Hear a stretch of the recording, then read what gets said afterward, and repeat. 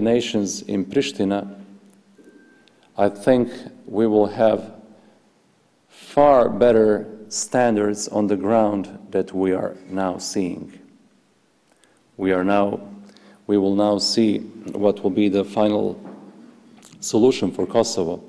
But whatever the final solution is, if we want to see a multi-ethnic society with human rights being respected for all on the ground, then certain standards should be fulfilled, and that would be quite easier if the recipes from Bosnia-Herzegovina were implemented over there. And I think now we will talk about more open society and about the society that is much more vibrant and ready for the future.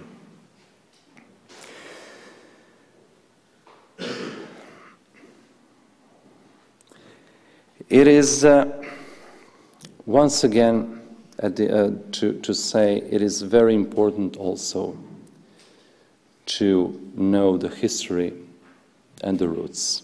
And I will now take the opportunity to answer on the first question that I was asked about Tito's rule and about his way, how he envisioned Yugoslavia and the region. Unfortunately, it has been broadly accepted in the international community, even among academicians, that Tito was a very flexible and brilliant leader. He was definitely on the way, but everybody forgot what he did in 1940, from 1944 till, I would say, even mid-50s, if not early 60s. It was a brutal communist regime when many people were brutally killed, especially in first years after he took the power. Many intellectuals that were against his power and against imposing communist regime were killed and or being imprisoned for many years. Many escaped to the free world, how many used to describe the Western world, where they escaped and where they found new life.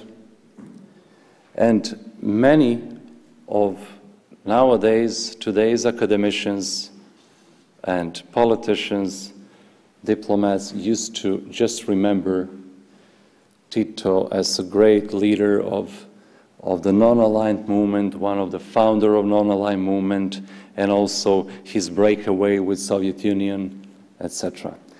I would say that communist regime in Yugoslavia was something that couldn't be compared with the Soviet Union and the Eastern Bloc.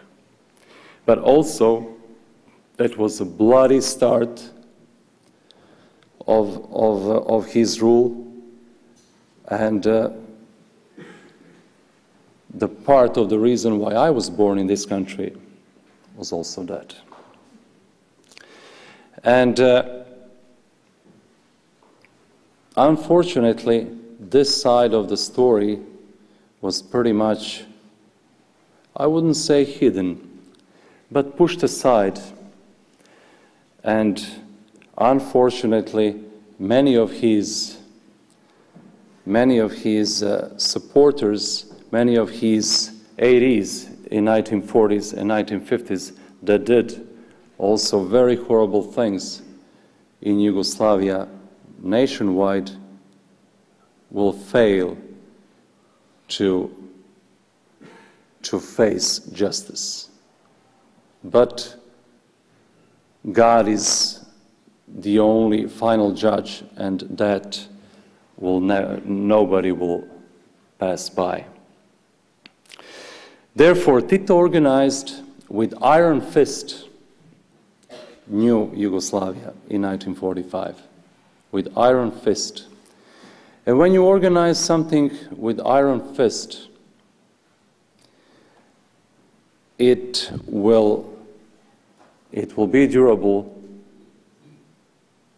during the time that iron fist is on. But obviously, if his legacy was that good in former Yugoslavia, I may assure you that Yugoslavia will continue to live. But it failed just 10 years after his death, and it's obvious that something in the foundation of that state was artificial, and something in the foundation of that state was not healthy. The first Yugoslavia also was done in 1918 with the rule of King Alexander I, and he also, on his way, he also gathered all peoples together. But even at that time, it was obvious that certain peoples in that time Yugoslavia also wanted different destiny, and of course, every people has the right to choose the destiny they want. But at the same time, if possible, not to harm others. Therefore, I will stop now and wishing to hear questions from you. I will be very, very happy to answer, of course.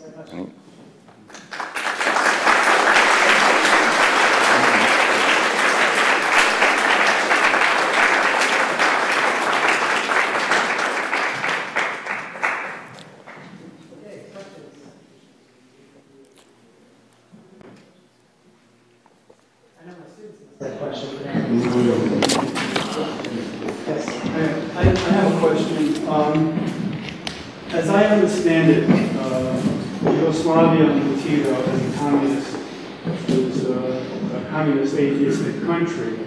Religion was suppressed, from what I hear. In fact, in some cases, suppressed horribly. How is it when Yugoslavia and Bosnia in particular broke apart? It broke apart along religious lines.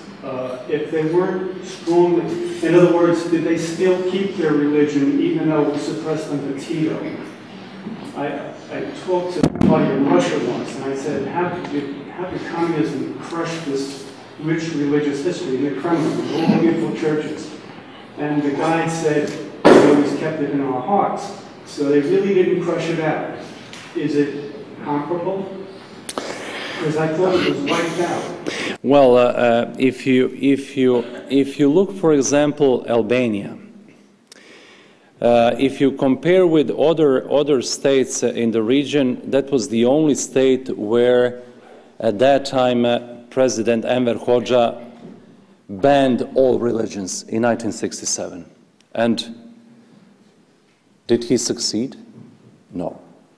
Because people kept religion in their heart and started to flourish immediately after the dictator was deposed. And I wouldn't say that religion was suppressed on that way in Yugoslavia. Of course, you should always differentiate late 40s, 50s, 60s, 70s. It's different. Of course, the toughest was at the beginning. Later on, when the